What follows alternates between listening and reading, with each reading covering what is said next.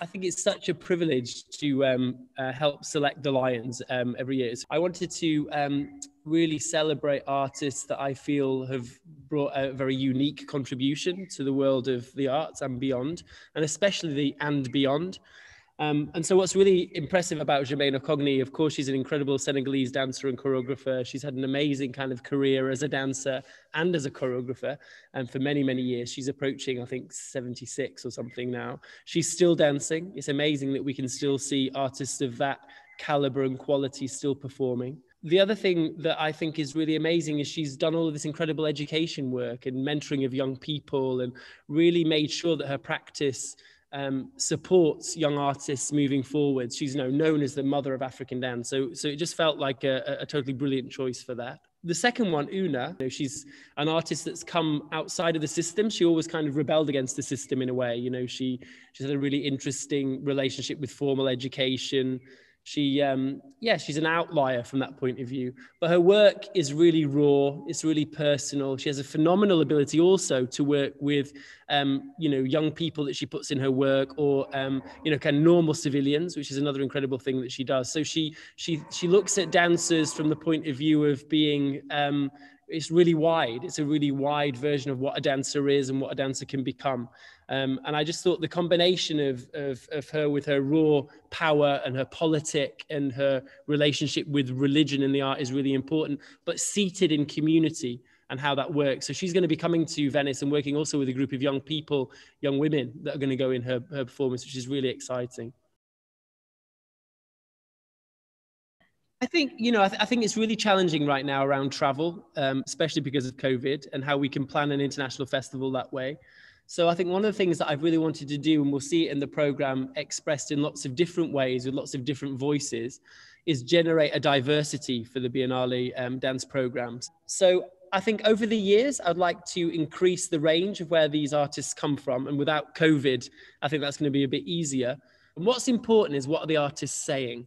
What are they saying about who they are, what they feel about kind of society at large now, why bring them to Venice now? And that's really important. So hopefully I'll be able to do that and do that more as time goes on.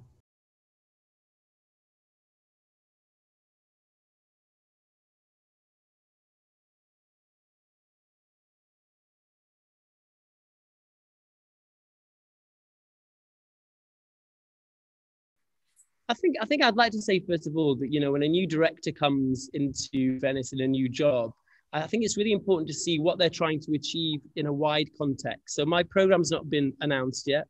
So the way in which we might work with infrastructure and new ideas about, how we might commission or artists that we bring, it's not been revealed yet. So I think it's important to kind of take a breath and go, how does this sit in a wider picture for support for dance? Because we know that the dance world has been decimated with COVID.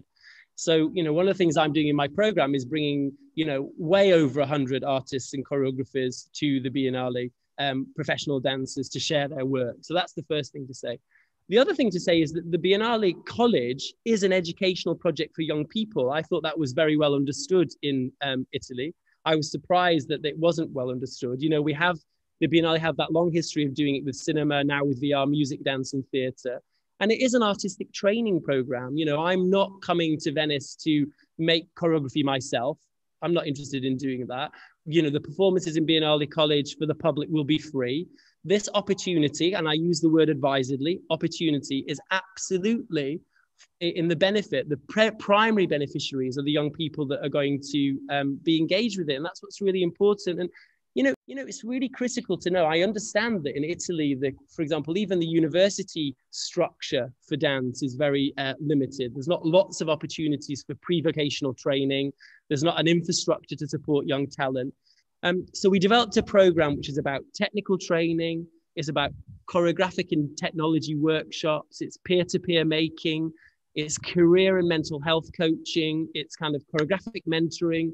It's finance and business tutoring, and being immersed in choreography of me and Crystal Pike. And I think that's a really incredible program, an intense program for young people to contribute to. And Biennale have done two really amazing things. One, the program is free to young people, right? So that's often a barrier to those kinds of programs where you have to pay thousands of dollars or euros to join them. So it's free. They've taken away the barrier to accommodation.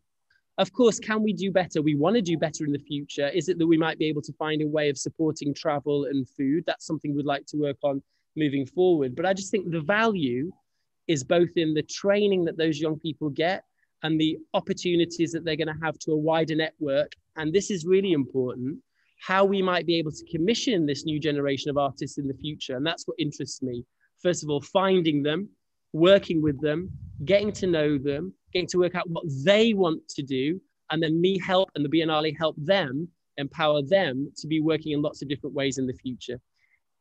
So I'm excited about the Biennale College. I think it's going to be different from how it's been in the past, but I think it's going to be really a brilliant connector to the main festival itself. And I really want to support young artists to do what they really want to do in a really extraordinary way. You know, artists making work, it's really, really problematic.